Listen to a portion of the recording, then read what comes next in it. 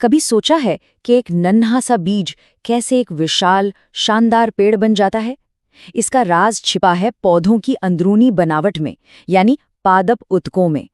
ये वो अदृश्य बनावट है जो पौधों को जीने, बढ़ने और फलने फूलने की ताकत देती है। तो आज हम इन्हीं बिल्डिंग ब्लॉक्स को समझने वाले हैं।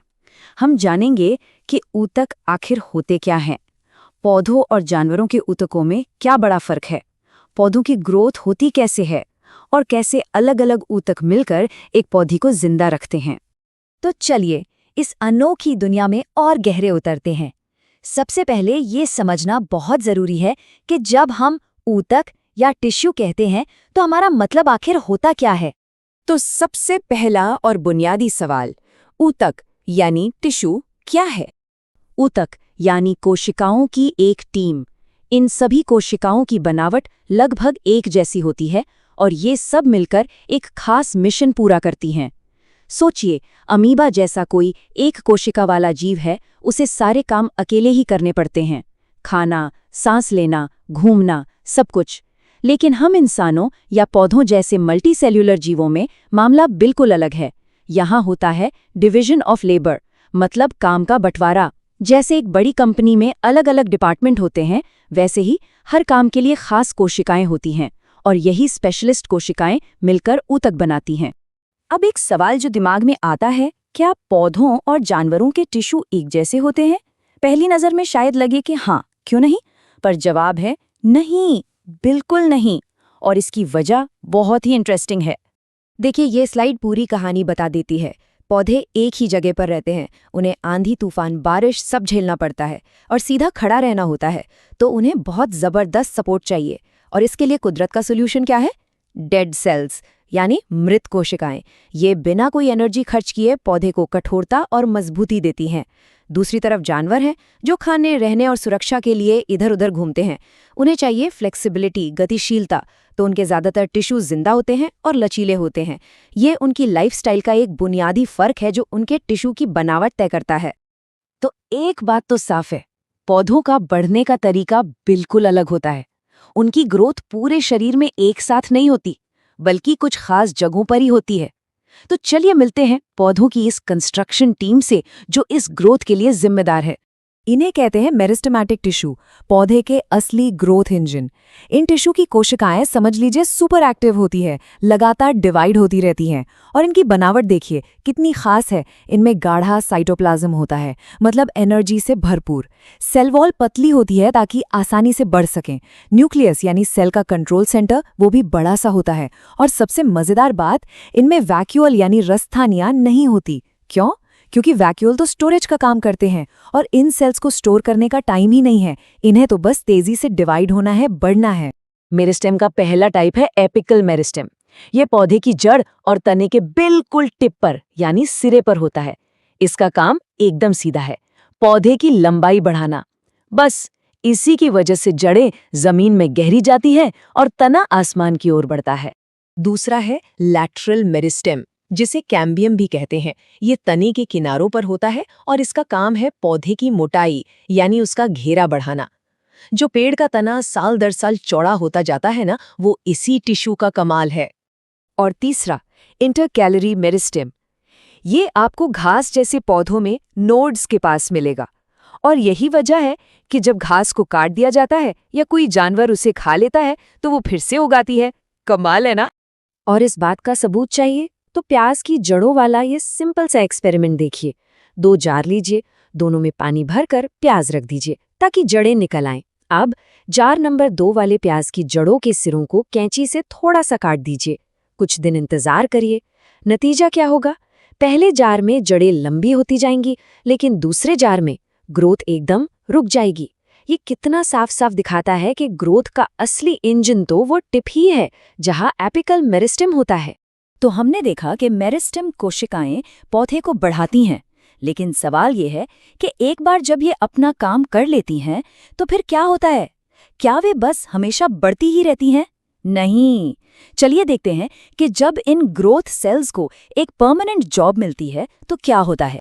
और ये होता है डिफरेंशिएशन नाम की एक कमाल की प्रोसेस के जरिए। इसे ऐसे समझिए जैसे कोई ट्रेनी अपनी ट्रेनिंग पूरी करके एक स्पेशलिस्ट बन जाता है, कोई इंजीनियर, कोई डॉक्टर। ठीक उसी तरह मेरिस्टेमेटिक कोशिकाएं डिवाइड होने की अपनी ताकत खो देती हैं और एक खास काम, एक खास आकार ले लेती हैं। मतलब जनरलिस्ट ग्रोथ सेल से स्पेशलिस्ट फंक्शनल सेल बन जाती हैं, और इन्हीं को हम कहते हैं स्थायी ऊतक। स्थायी ऊतकों में सबसे पहले आता है पैरेन्काइमा। ये जिंदा कोशिकाओं से बना होता है और पौधे के लिए एक तरह से फिलर जैसा है जो खाली जगह भरता है। इसका मेन काम है खाने को स्टोर करना, बिल्कुल एक पेंट्री की तरह। लेकिन ये और भी काम करता है। जब इसमें क्लोरोफिल होता है तो ये फोटोसिंथेसिस भी करता है, तब हम इसे क्लोरेन्काइमा कहते हैं। और पानी में रहने वाले पौधों में ये अपने अंदर हवा भर लेता है ताकि पौधा तैर सके, तब इसे एरेन्काइमा कहते हैं। है ना कमाल का मल्टीटास्कर। अगला है कॉलिनकाइमा। ये भी जिंदा कोशिकाओं से बना है, लेकिन इसकी सेल वॉल कोनों पर मोटी होती है। इसका काम है पौधे को फ्लेक्सिबिलिटी के साथ साथ सपोर्ट देना। इसी की वजह से पत्तों की डंडियां या बेलें तेज हवा में टूटती नहीं हैं, बल्कि मुड़ जाती। और फिर आता है स्क्लेरेन्काइमा, पौधे का असली बॉडी आर्मर। ये डेड सेल से बना होता है, जिनकी दीवारें लिग्निन नाम के एक सीमेंट जैसे पदार्थ से बहुत मोटी और हार्ड हो जाती हैं। ये पौधे को जबरदस्त मजबूती देता है। नारियल का वो कठोर छिलका याद है? वो स्क्लेरेन्काइमा का ही एक बेहतरीन उदाहरण है। अब इन सारी टिश्यूज को बाहर की दुनिया से बचाने के लिए पौधे के पास अपनी एक स्किन भी होती है। सबसे बाहरी लेयर है एपिडर्मिस, जिस पर एक वैक्स जैसी क्यूटिकल की परत होती है जो पानी का लॉस रोकती है। इसी लेयर में स्टोमेटा नाम के छोटे छोटे छेद होते हैं जो पौधे की नाक की तरह काम करते हैं, जहां से गैसें अंदर बाहर जाती हैं। जड़ों में यही स्किन रूट हेयर बनाती है ताकि ज्यादा से ज्यादा पानी सोखा जा सके। और जब पौधा पुराना हो जाता है तो उसके तने पर कॉर्क की एक मोटी परत बन जाती है जो एक मजबूत शील्ड का काम करती है। अच्छा, ये सब तो हो गया, पर पौधे के अलग अलग हिस्सों तक जरूरी सामान पहुंचता कैसे है? पानी, खाना, ये सब कैसे ट्रांसपोर्ट होता है? इसके लिए पौधे के पास अपना एक जबरदस्त इंटरनल लॉजिस्टिक सिस्टम है, एक पूरा हाईवे नेटवर्क।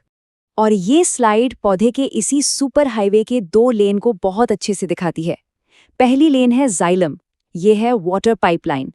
इसका काम है जड़ों से पानी और मिनरल्स को ऊपर पत्तियों तक पहुंचाना। ये ज्यादातर डेड खोखली कोशिकाओं से बनी होती है। दूसरी लेन है फ्लोएम, ये है फूड डिलीवरी सर्विस। इसका काम है पत्तियों में बने खाने को पौधे के हर हिस्से तक पहुंचाना, चाहे वो जड़ हो या फल।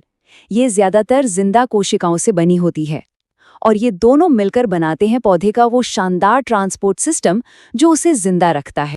तो आखिर में एक अकेले बढ़ने वाली सेल से लेकर एक पूरे पेड़ मनतन्ने तक का ये सफर स्पेशलाइजेशन और टीम वर्क की एक कहानी है। हर ऊतक अपना काम खामोशी से करता है ताकि पूरा पौधा जिंदा रह सके और बढ़ सके। हमारी आज की यात्रा का रोड मैप हम शुरू करेंगे पौधों के अंदर की दुनिया के एक छोटे से इंट्रोडक्शन से, फिर उनकी ग्रोथ के सबसे बड़े राज यानी मेरिस्टेम को समझेंगे। इसके बाद हम मिलेंगे पौधे के असली वर्कर्स से यानी सिंपल टिश्यूज से, और आखिर में हम उनकी कमाल के पाइपलाइन सिस्टम को भी जानेंगे। तो चलिए शुरू करते हैं। सबसे पहले आइए पौधे की जिंदगी की सबसे बुनियादी चीज, उसके बिल्डिंग ब्लॉक्स को समझते हैं।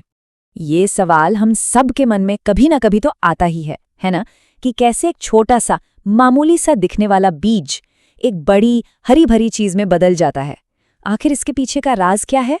तो इसका राज छिपा है सेल्स यानी कोशिकाओं की खास टीमों में, जिन्हें हम कहते हैं टिश्यूज या ऊतक।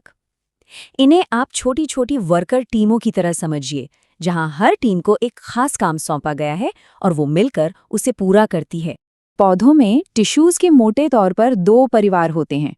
एक तरफ है मेरिस्टेमेटिक टिश्यू, ये हैं पौधे के बिल्डर्स। इन सेल्स का एक ही काम है, लगातार डिवाइड होना और पौधे को बड़ा करना।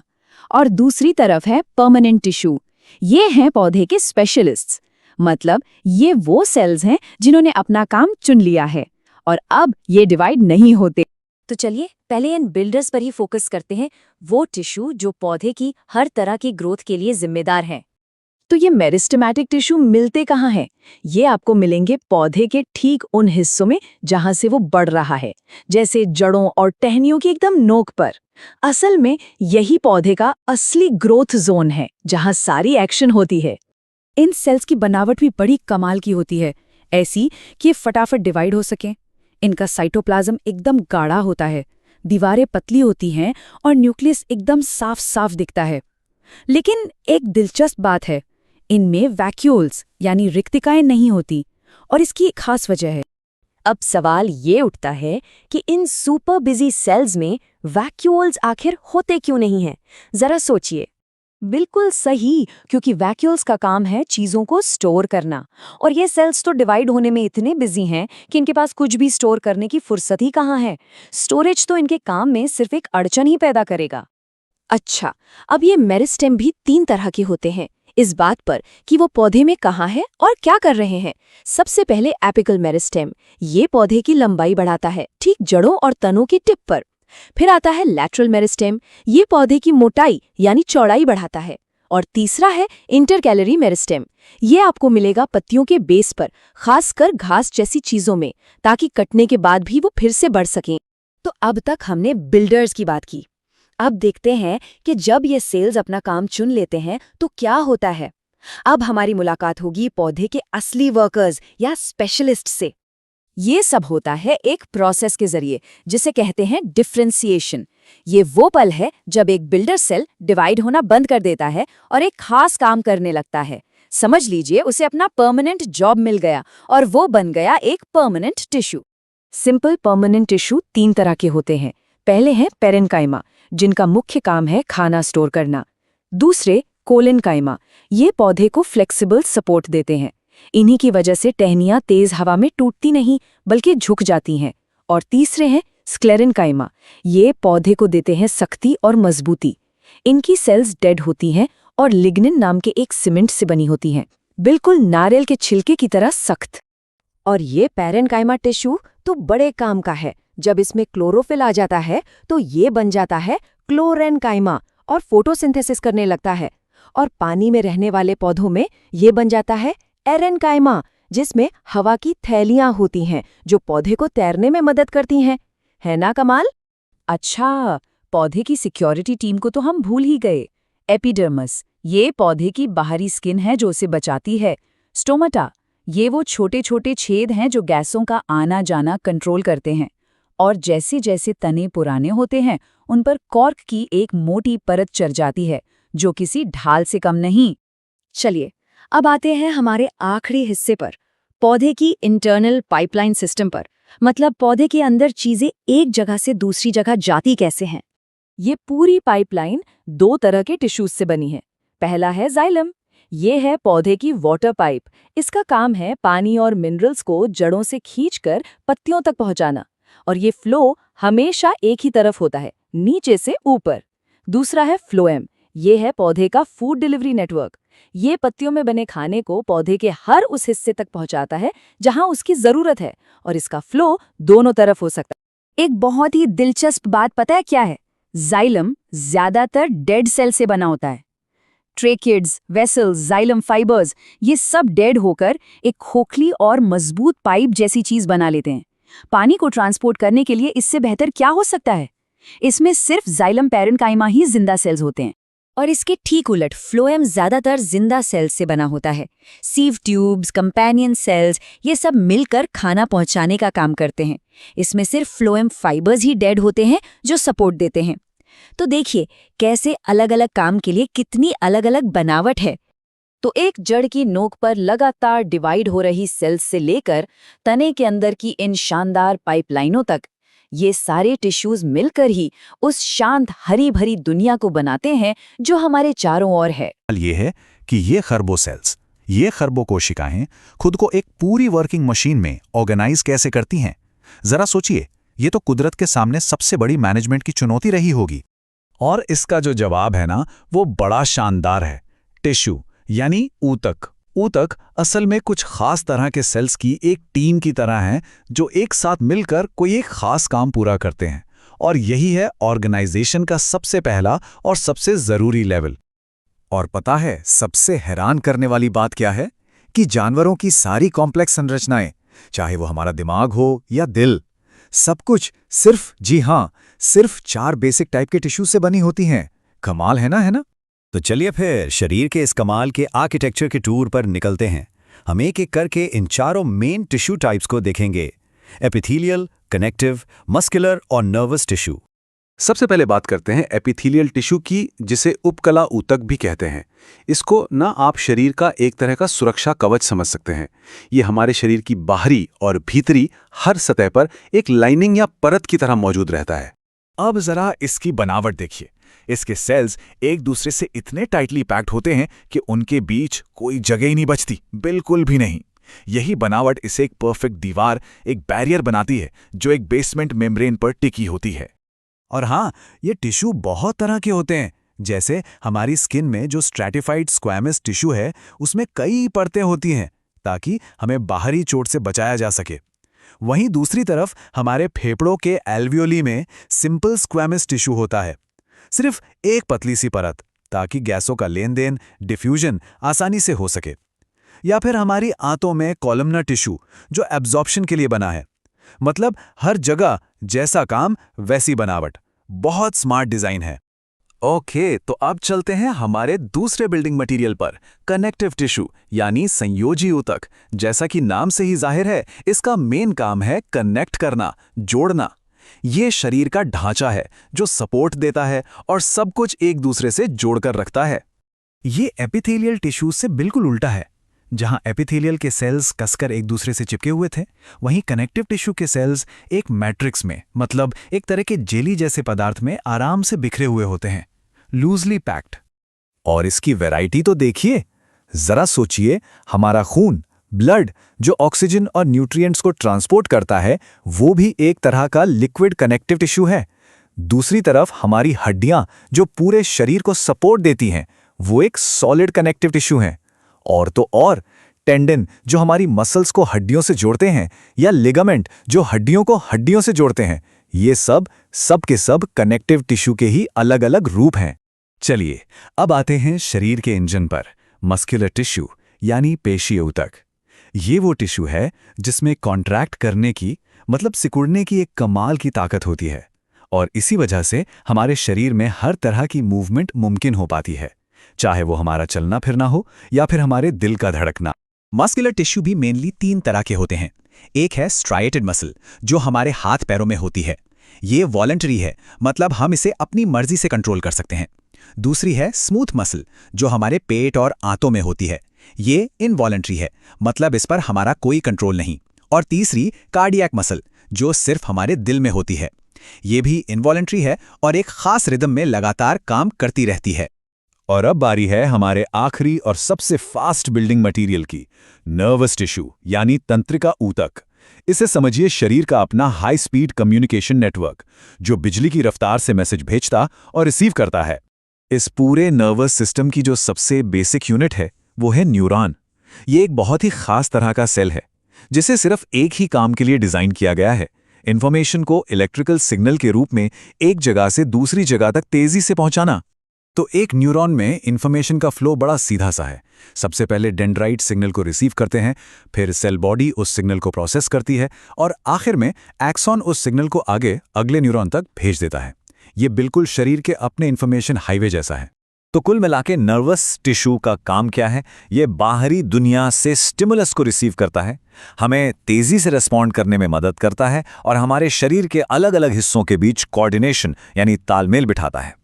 तो हमने देखा कि ये चारों टिश्यूज अपने अपने काम में कितने अलग और कितने स्पेशलाइज्ड हैं, लेकिन जिंदगी को मुमकिन बनाने के लिए ये सब मिलकर एक टीम की तरह, एक कमाल की यूनिट बनकर काम करते हैं। और यही तो है सबसे जरूरी बात। टिश्यूज की वजह से ही जीवों में डिवीजन ऑफ लेबर यानी काम का बंटवारा मुमकिन हो पाता है।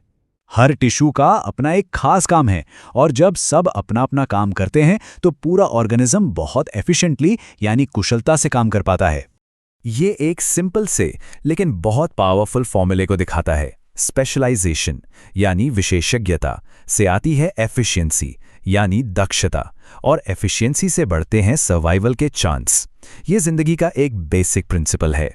और अगर हम इसे थोड़ा और बड़े लेवल पर देखें तो हमें एनिमल और प्लांट टिश्यूज में फर्क भी समझ आता है। ये फर्क क्यों है? उनके लाइफस्टाइल की वजह से। प्लांट टिश्यूज एक जगह स्थिर रहने वाली जिंदगी के लिए बने हैं, जबकि एनिमल टिश्यूज एक एक्टिव, गतिशील जिंदगी के लिए बने हैं। ये सब अडैप्टेशन यानी अनुकूलन का ही तो खेल है। तो अब एक सवाल सबके लिए, और कौन सी बायोलॉजिकल संरचनाएं हैं जो किसी खास लाइफस्टाइल के लिए डिजाइन की गई लगती हैं? इस पर जरूर सोचिएगा। और अगर जंतु ऊतकों का ये विश्लेषण आपको पसंद आया हो तो ई पाठशाला को लाइक, शेयर और सब्सक्राइब करना ना भूलें। याद रखिए, आपकी एक शेयर किसी और छात्र की पढ़ाई को आसान बना सकती है। धन्यवाद।